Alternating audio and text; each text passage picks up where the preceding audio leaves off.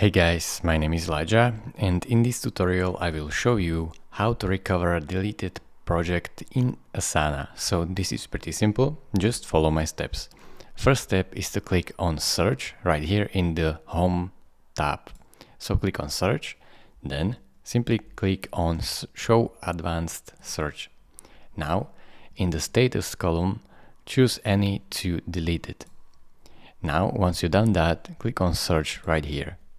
Here you have to navigate to the section with the project, so click on project. Now select the project that you want to restore and click on that. Now restore the project with restore project button right here. Now your project is successfully restored. It is really this simple. Thank you for watching. If this video was helpful to you, consider subscribing and liking this video, and I will see you in the next tutorial. Bye bye.